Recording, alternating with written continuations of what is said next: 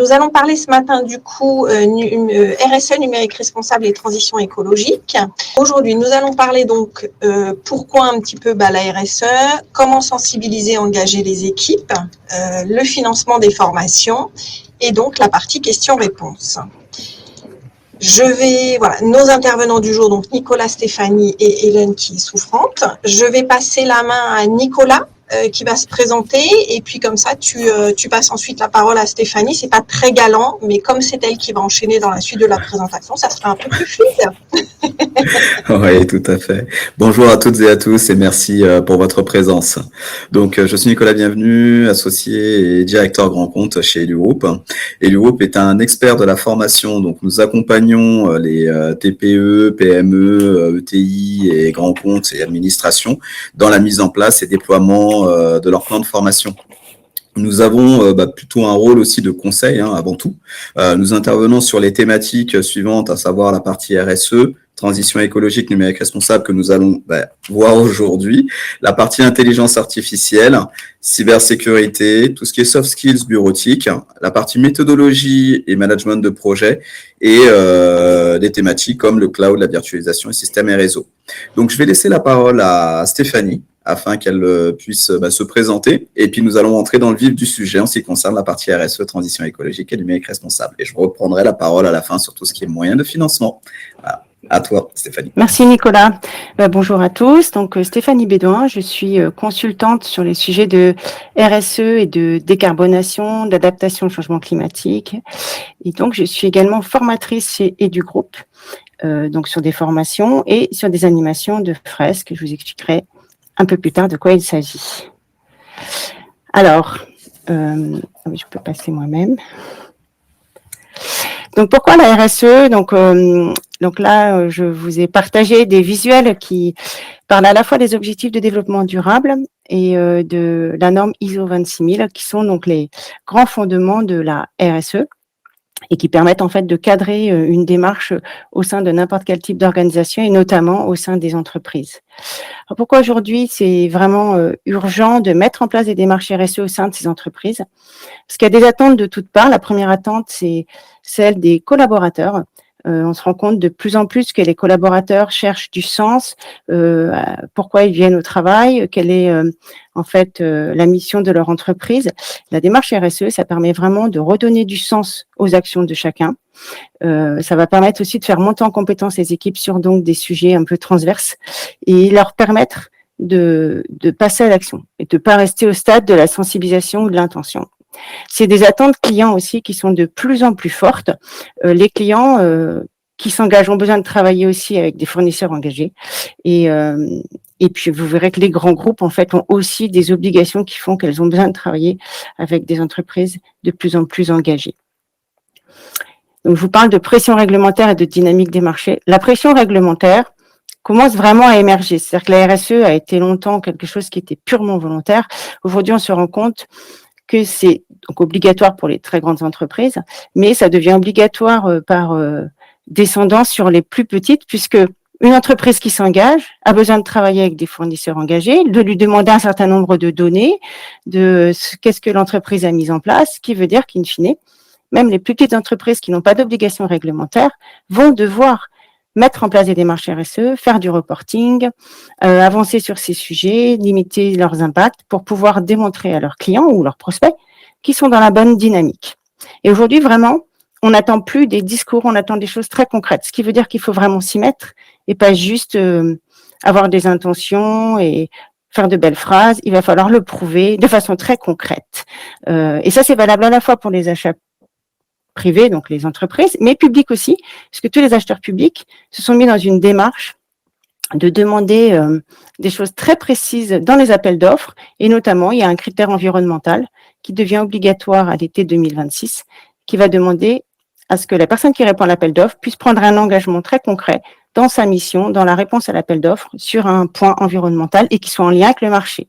Ce qui veut dire qu'il faut quand même avoir, en amont, réfléchi à sa démarche RSE.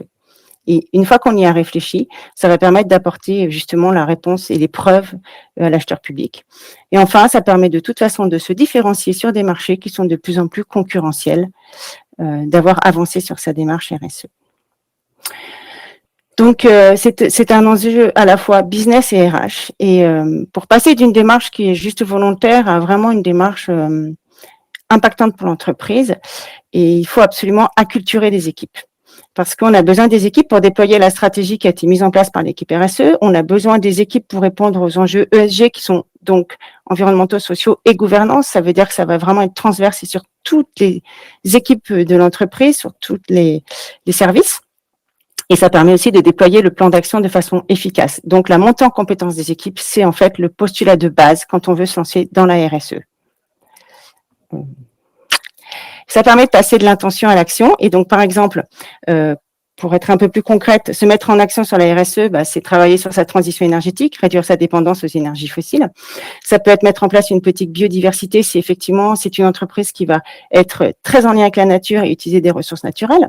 Ça peut être mettre en place des pratiques commerciales durables, réfléchir un peu à comment on peut vendre des produits qui durent plus, et donc ça va impacter les équipes commerciales pour qui on peut se penser que la RSE est loin. Ça peut être bien sûr tous les sujets RH, développer l'inclusivité, etc., etc. On voit bien qu'en fait, à tous les niveaux, on peut de façon très concrète traduire la RSE, mais il faut avant avoir compris de quoi on parle. Et donc, bien sûr, sur le niveau gouvernance, qui peut peut-être vous paraître un peu moins évident, ça va vraiment être la capacité de l'entreprise à se saisir de ces sujets RSE au niveau stratégique. Donc, ça peut être notamment de créer un comité RSE, donc avec des salariés. Alors, comment on fait pour engager et sensibiliser les équipes? Donc, il y a des outils qui sont vraiment très performants, qui ont fait leurs preuves, qui sont les fresques. Les fresques donc du climat et du numérique qui sont proposées par EduGroup. C'est vraiment un outil qui est innovant. Ça a été inventé il y a très peu d'années, en fait, puisque ils ont 4-5 ans. Et c'est à la fois ludique, mais en même temps, ça permet d'aborder des sujets très complexes. Le format est un format qui est très apprécié par les équipes parce qu'à la fois, c'est collaboratif, ça fait un peu serious game, ça fait marcher l'intelligence collective, ça permet de partager avec ses collègues sur autre chose que le travail. Et en même temps, c'est des outils qui sont très bien pensés pour que l'équipe, à la fin, se mette en action et travaille sur des plans d'action. Donc, ça reste très concret et en lien avec l'entreprise et ses enjeux. Donc, on va passer du coup d'une prise de conscience individuelle, parce qu'en fait, tous les enjeux climat et numérique sont encore mal perçus, même si on pense qu'on en entend parler. Il y a encore beaucoup de choses à comprendre et ça permet de rentrer dans une dynamique collective. La façon dont c'est animé, c'est vraiment une animation en toute bienveillance et en neutralité, ce qui permet vraiment aux personnes d'exprimer ce qu'elles ressentent par rapport à ces sujets. Et donc, comme je vous le disais, à la fin, maintenant, on prévoit toujours un temps de travail en petit collectif pour ancrer l'engagement dans l'entreprise. Donc, c'est très bénéfique pour l'entreprise. Les cas d'usage, donc ça peut être, moi j'ai déjà fait fresquer tous les collaborateurs d'une énorme ESN sur un été, c'est-à-dire qu'ils avaient profité d'une période plus calme pour que tout le monde ait la fresque du climat, pour que tout le monde ait le même niveau de connaissance sur le sujet. Ça peut être une entreprise qui le propose de façon optionnelle, en mode team building, avec un apéro par exemple après. Et ça peut être aussi lors de séminaires d'entreprise. Une entreprise qui s'engage, qui va passer des messages sur la RSE, va pouvoir avoir envie notamment de faire une fresque du climat à ses collaborateurs.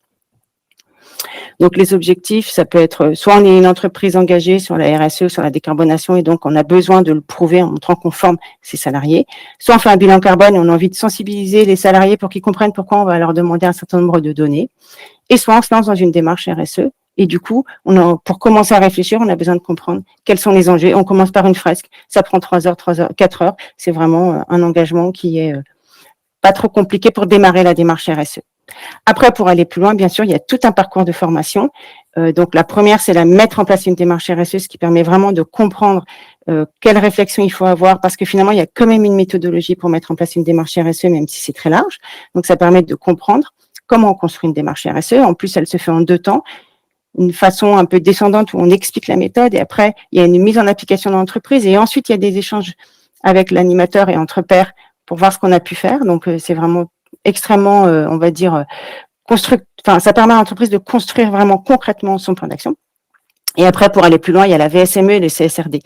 Donc, la CSRD, c'est un texte qui est obligatoire européen, mais qui n'est que pour les grandes entreprises de plus de 1000 pour l'instant. Et la VSME, c'est la version allégée pour les PME. Mais ce qui est très intéressant, et donc c'est du reporting, mais ce qui est très intéressant, c'est que comme de toutes parts, on nous demande des données de RSE, parce que je vous ai parlé des clients, mais il y a aussi les banques, les assurances, etc. Et donc, en fait, ça permet, la VSME, d'avoir un reporting qui est le même, entre guillemets, pour tout le monde et qui est très complet. Et ça permet aussi de travailler sa démarche. Donc voilà, ces 2 formations, viennent après la mise en place d'une démarche RSE, ou alors pour des entreprises qui ont déjà commencé à travailler sur leurs enjeux RSE. Voilà pour ma part. Et donc, si vous avez des questions. À toi, Nicolas. Merci à toi, Stéphanie, pour cette présentation et puis ces apports d'éléments d'information, hein, parce que c'est vrai que c'est un sujet d'actualité aujourd'hui et c'est surtout par quel bout le prendre et comment le prendre. Donc, et pour cela, il faut penser à faire monter ces équipes en compétences afin de pouvoir trouver les solutions et les accompagnements qui vont en adéquation. Mais par rapport à tout ça, c'est comment pouvoir financer justement cette partie montée de compétences, formation, avoir des réponses à ces questions. Atlas, vous êtes rattaché à l'OPCO Atlas. Atlas a mis à disposition des formations qui sont financées à 100%. Donc aujourd'hui, dans son catalogue, Atlas a aujourd'hui 57 formations pour lesquelles et du groupe a été retenu. Et à travers des moyens de financement qui vont être la partie action collective, par exemple, qui peuvent être aussi le bonus de transition écologique, qui va être selon la taille de l'entreprise. Donc vous avez une enveloppe qui est dédiée. Et vous avez votre budget plan de développement de compétences aussi, mais qui va être rattaché aussi selon la taille de votre entreprise aussi également. Donc, c'est un accès simplifié. Je vous l'expliquerai par la suite comment ça fonctionne. Et donc, toute entreprise peut en bénéficier à partir du moment où vous êtes adhérent Atlas. Donc, dans la continuité, parmi les 57 formations que vous allez avoir, elles sont rattachées à des thématiques bien précises, à savoir la partie RSE, transition écologique, et la partie numérique responsable. Donc, sur ce volet, nous allons voir quelles sont les formations qui sont rattachées à la partie RSE et climat, transition écologique. Donc, vous allez avoir à l'intérieur tout ce qui va être agir sur l'empreinte carbone, tout ce qui va être mettre en place des achats durables et responsables, mise en place d'une démarche RSE, les fresques. Donc, les fresques, vous avez les trois, à savoir fresque du climat, fresque de la biodiversité, fresque du numérique. Donc, par rapport à ces différentes formations que je viens de vous citer, elles font partie des actions collectives, d'où le cadenas que vous avez sur ce sujet, qui sont pris en charge, bien évidemment, à 100%. Et à travers, justement, ce qu'on va avoir aussi appelé le libre accès également. Vous allez avoir deux autres formations, la VSME et la CSRD, mais qui, celles-ci, ne rentrent pas dans le cadre de la partie action collective, mais qui peuvent être financées à travers un autre moyen de financement qui va être soit le bonus de transition écologique, ou soit la partie plan de développement des compétences. Voilà, donc ça, c'est en ce qui concerne la partie, tout ce qui est formation attachée à la partie RSE et climat. Nous avons ensuite le volet qui est plutôt la partie numérique responsable. Et là, vous allez avoir 9 formations pour lesquelles Atlas a identifié et retenu du groupe sur le sujet. Donc, sur ces 9 formations, quelles vont être ces formations? Vous allez avoir tout ce qui touche à la partie sensibilisation au numérique responsable. Donc là, la population, ça c'est plutôt un séminaire. Donc, c'est pour tout public. Ça a une durée d'une journée. Ça permet de balayer un petit peu tout le scope et de savoir ce qu'il en retourne par rapport à cela. Vous allez avoir tout ce qui est la partie numérique responsable, mais pour les dirigeants. Donc, une autre formation qui est plutôt orientée pour les commerciaux, donc convaincre les clients d'adopter des solutions numériquement économes. Cette formation est très attrayante. Pourquoi? Parce que aujourd'hui, les commerciaux répondent à des appels d'offres ou vont vendre des solutions pour lesquelles vont être rattachées la partie numérique responsable, mais n'ayant pas justement ces acronymes ou ne sachant pas ce qu'il en retourne, Atlas a mis en place cette formation, ce qui permet à ces commerciaux de pouvoir justement répondre et pouvoir accompagner leurs clients en adéquation. Donc, cette formation fait partie également de ce scope-là. Vous allez avoir aussi également sur les 9 formations précitées, la partie cycle de vie des matériels informatiques et achats responsables, là qui est plus à destination et vocation de tout ce qui est services informatiques. Les formations qui vont plutôt être rattachées à la partie panorama des outils de test et mesures existants. Là-dessus, nous sommes plutôt sur un scope qui va toucher la partie éco-responsable, tout ce qui est éco-conception. Donc, quand je parle d'éco-conception, c'est autant pour les architectes que pour les développeurs. Donc, les formations aussi, ils sont associés. Vous avez tout ce qui est éco-responsable pour tout ce qui est chef de projet, éco-conception pour les développeurs, pour les architectes et éco-responsable pour tout ce qui est data. Donc, ces 9 formations font partie des actions collectives. Elles sont financées à 100%, d'où cet aspect de cadenas où vous avez les 3 thématiques, éco-conception, accessibilité et la partie Green IT. Donc, je vous évoquais le fait de la partie libre accès. Qu'est-ce que c'est que le libre accès? Atlas a mis en place depuis le 1er janvier une enveloppe et cette enveloppe va permettre de pouvoir financer des formations c'est à 100%, mais qui est, on va dire, plutôt hors quota et illimité. Donc, ça ne sera pas décompté de vos actions collectives, pour le coup, ce qui est un avantage, et vous pouvez former autant de personnes que vous le souhaitez via différents dispositifs, autant en inter-entreprise qu'en intra-entreprise. Et du groupe a encore une fois été retenu sur ces aspects-là. Donc, pour savoir quelles sont les thématiques pour lesquelles ils font partie de la partie libre accès, vous allez avoir tout ce qui va toucher aux fresques, donc les 3 fresques qui sont des ateliers, fresques du climat, du numérique et de la partie biodiversité. Vous allez avoir la formation également mise en place d'une démarche RSE, la partie agir sur l'empreinte carbone et la formation mettre en place des achats durables et responsables. Donc ça, c'est tout ce qui est le volet RSE et transition écologique. Vous allez avoir également les 9 formations que je vous ai précitées qui sont plutôt sur la partie numérique responsable, où là, ça touche toute population, où on est vraiment sur la partie séminaire pour les commerciaux, pour les dirigeants et pour les autres publics qui sont plutôt sur de l'éco-conception. Vous allez avoir un autre volet qui est plutôt aussi l'accessibilité numérique, qui est alors, vous avez 3 formations à l'intérieur, donc à savoir la sensibilisation, qui est plutôt un aspect séminaire. Vous allez avoir ensuite la partie audit, qui est plutôt tester l'accessibilité du site à partir du moment où cela a déjà été mis en place, et la partie qui vient en amont, qui est plutôt développer et coder des sites web. Donc, tout ce volet-là fait partie de la partie accessibilité, qui sont rattachés à la partie libre accès. Donc, l'accès a été étendu. Donc, on vient d'évoquer la partie RSE, transition écologique et numérique responsable en libre accès, mais Atlas a aussi ouvert sur la partie tout ce qui est management de projet, parcours cybersécurité, pour le coup. Donc, sur ces sujets-là, et du groupe a également été retenu. Donc, ce qui m'amène à la partie bénéfices, parce que comme je vous le disais au départ, il faut bien pouvoir les faire financer. Donc là, c'est plus dans une optique d'optimisation de budget que vous pouvez utiliser soit vos actions collectives, soit passer par le libre accès, soit passer par le plan de développement de compétences ou le bonus de transition écologique, qui est tout nouveau et pour lesquels qui est une enveloppe selon la taille de l'entreprise, encore une fois. Ce qui va vous permettre de pouvoir faire monter vos équipes en compétences, d'être aussi à la pointe sur ces sujets-là, parce que ça devient un incontournable et il va avoir des aspects réglementaires, comme Stéphanie l'évoquait, qui vont pas tarder à être mis en place et qui vont devenir obligatoires. Donc, autant commencer maintenant. Et comme vous savez que vous avez des moyens qui sont mis à disposition pour pouvoir financer ces formations, autant en profiter également. Ce qui m'amène à la partie modalité, parce que en effet, vous pouvez former autant de personnes que vous le souhaitez quand on passe par le libre accès ou si vous utilisez vos actions collectives. Mais comment sont animées ces formations? Vous avez 3 modalités. Donc, à savoir la partie présentielle, la partie distancielle et la partie hybride. Donc, pour ces formats-là, ces 3 formats-là, ces 3 modalités, elles sont éligibles à la partie inter et intra-entreprise. Inter, c'est quand vous inscrivez une seule personne, et quand on est sur la notion d'intra, on est plutôt sur un groupe de personnes que vous allez former. À travers cela, donc une fois qu'on sait qu'on a identifié une formation, souvent on se demande comment on fait pour pouvoir déposer son dossier et passer à l'action. Les recommandations qu'Elu Group fait et conseille, c'est de faire d'abord un audit pour choisir la bonne formation, pouvoir vous accompagner, parce que souvent on se pose des questions à savoir par quel bout le prendre, ce qui est le cas de la partie RSE. Quand on ne l'a pas mis en place au niveau de son entreprise, on se demande par quel bout le prendre et comment commencer. Tout ce qui est frais, c'est comment faire adhérer les équipes aussi également. Et du groupe est là pour pouvoir vous accompagner, vous faire un audit rapide, ce qui va vous permettre de pouvoir sélectionner les bonnes formations et de pouvoir vous dire, OK, à l'issue de cette partie, au moment où on aura sélectionné ces formations, de pouvoir déposer vos dossiers et après avoir l'acceptation de la part de votre OPCO selon le dispositif que vous aurez choisi. Alors, ce qui m'amène à la fin de cette présentation. Donc, on arrive sur le volet questions-réponses. Donc, comme Aliette le disait au tout début du webinaire, vous pouvez poser vos questions à travers le chat et nous allons pouvoir y répondre. Donc, Stéphanie, autant pour sa partie que pour moi, niveau partie financement, avec un grand plaisir.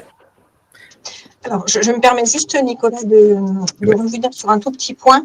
CSRD et VSME, les formations et du groupe sont retenues, mais uniquement dans les DROM, pas en métropole. Mais voilà, on est bien éligible aux actions collectives dans les DROM.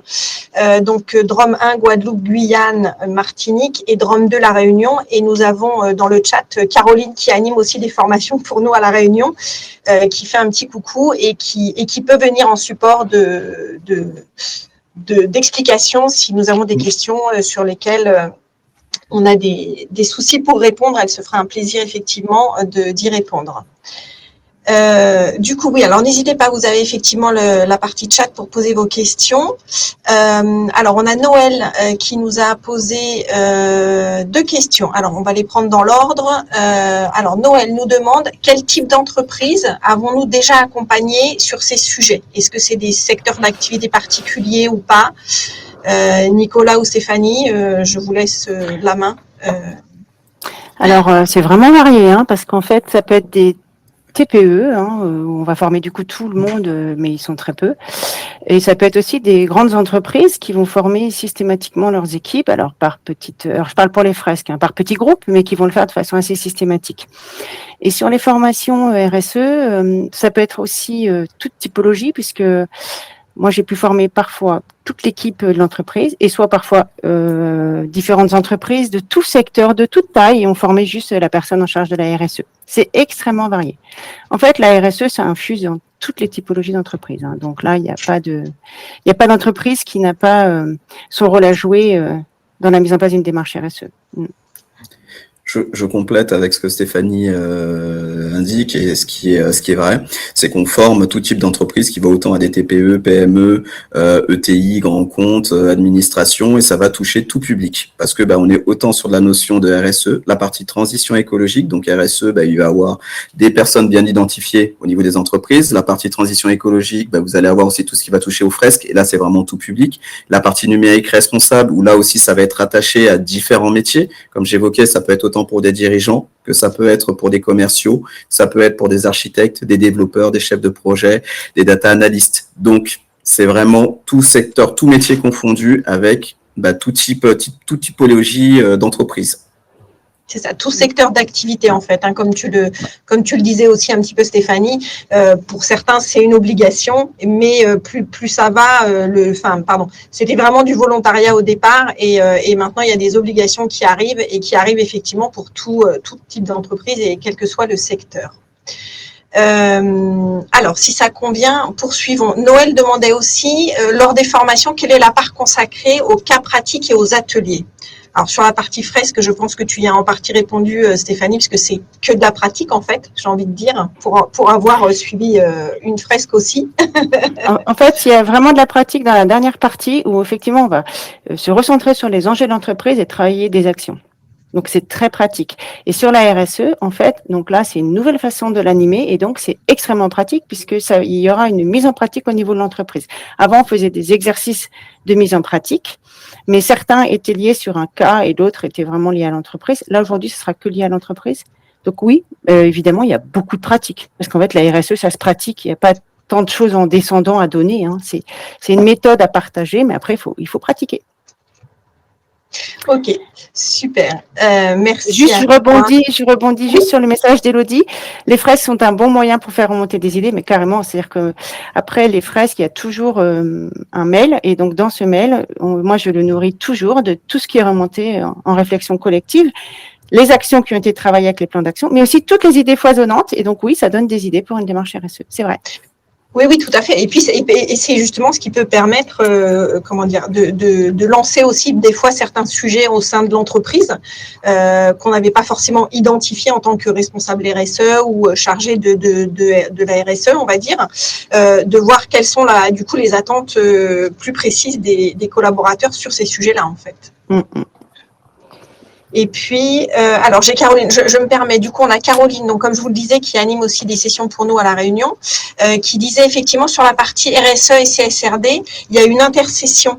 Donc effectivement, la formation est en 2 jours. Vous avez déjà une première journée et puis la seconde qui se passe quelques temps après pour approfondir. Et entre les 2 journées, il y a un petit peu de travail effectivement qui est suivi par nos formateurs et formatrices pour justement mettre en pratique les premiers concepts qui ont été vus au cours de la première journée pour avoir une réelle mise en pratique et qu'effectivement, au cours de la deuxième journée, on puisse débriefer de ce que chacun a pu mettre en place, comment il l'a vécu, voilà, comment ça s'est passé, et puis aller un petit peu plus loin dans les concepts.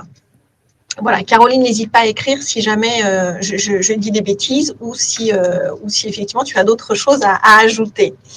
Je continue. Alors, on avait Camille qui nous demandait est-ce qu'on peut encore bénéficier du bonus transition écologique en milieu d'année? J'avais cru comprendre qu'on n'avait pas de garantie de l'avoir en deuxième partie de l'année.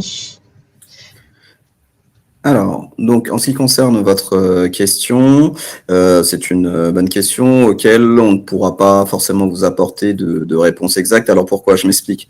Parce que c'est une enveloppe pour ce bonus de transition écologique qui a été mis sur la table. Donc cette enveloppe, c'est jusqu'à épuisement des fonds.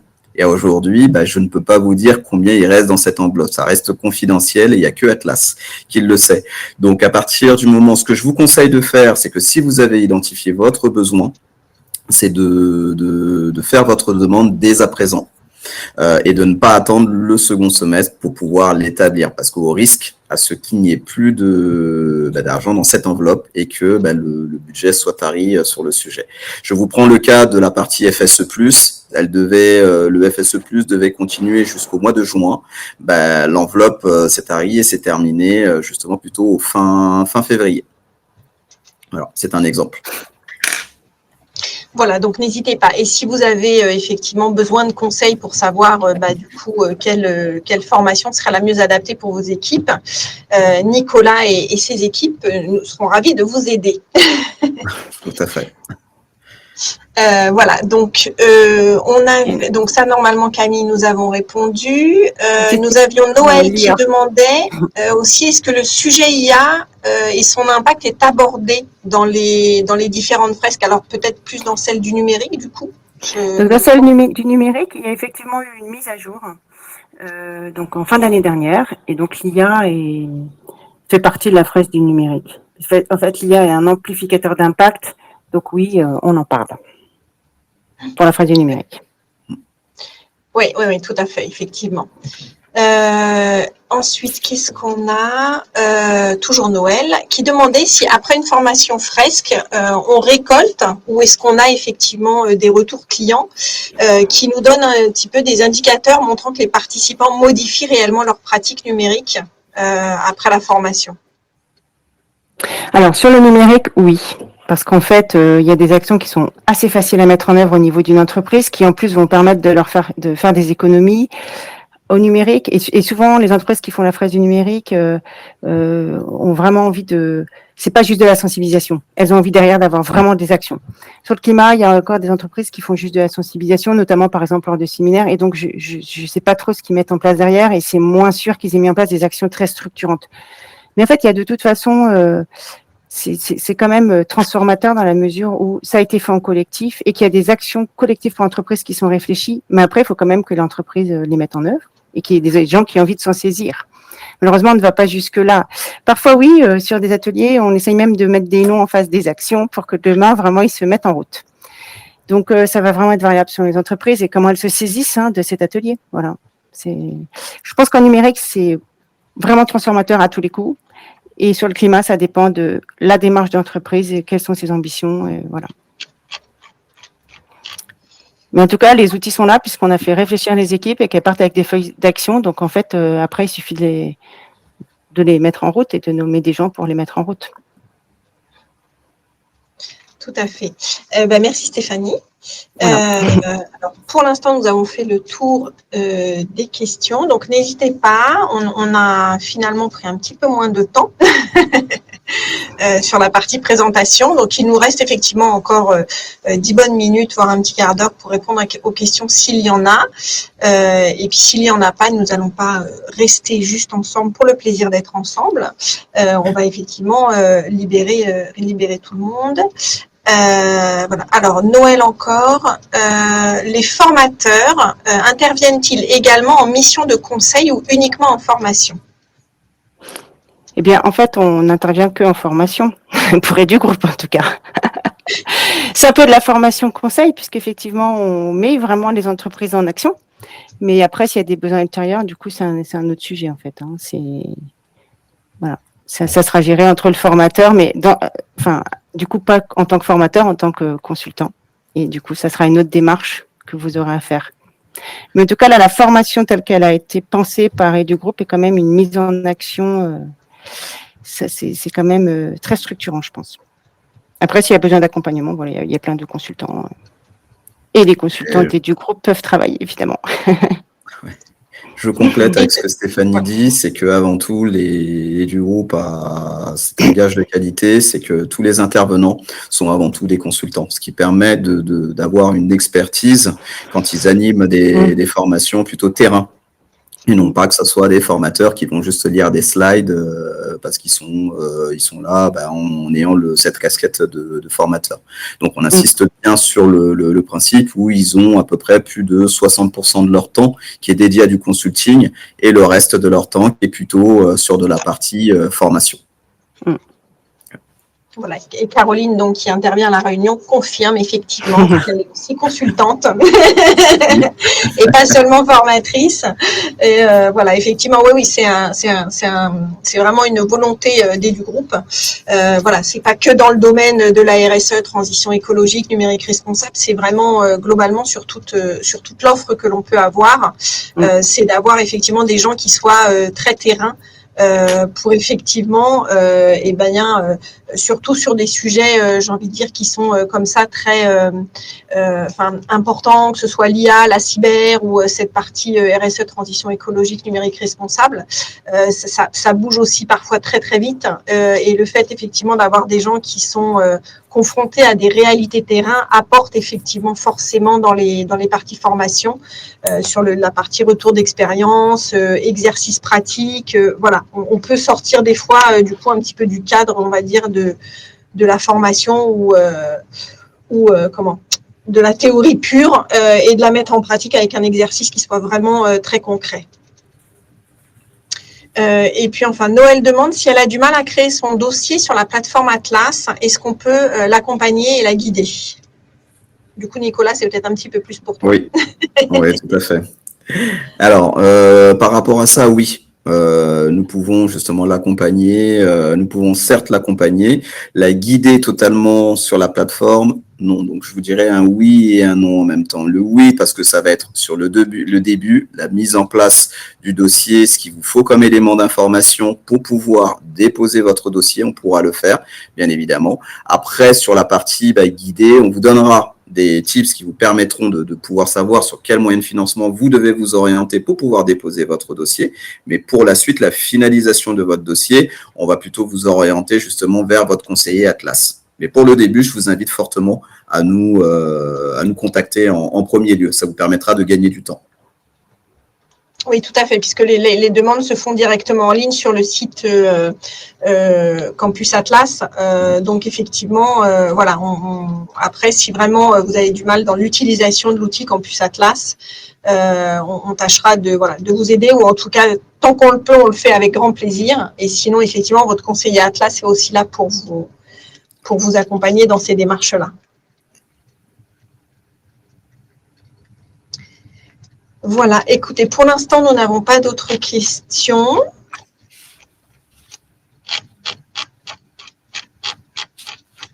Eh bien, écoutez, si effectivement nous avons fait le tour, je vais juste vous rappeler ici donc nos coordonnées. N'hésitez pas à nous contacter par mail, par téléphone. On sera ravis de vous accompagner. Merci Nicolas et Stéphanie pour votre disponibilité, votre intervention de ce matin, qui a été riche en conseils. Et pour terminer, de toute façon, Aliette vous enverra à toutes et à tous la présentation et le webinaire, bien évidemment. Oui, tout à fait. Voilà, donc c'est Marion. Enfin, vous avez son mail qui est ici, mais c'est Marion, effectivement, qui vous enverra en début de semaine prochaine un petit lien avec l'accès au replay, et on vous joindra du coup la petite plaquette avec les formations qui sont éligibles au financement Campus Atlas, et vous y trouverez bien toutes celles qui sont aussi en libre service, comme Nicolas l'a précisé tout à l'heure. Eh bien, écoutez, merci à toutes et à tous. Il est un petit peu tôt, mais je vous souhaite un bon appétit quand même, un bon après-midi et un très bon week-end parce qu'il arrive. Merci à toutes et à tous pour votre participation et à la prochaine. Merci beaucoup, à bientôt. Au revoir.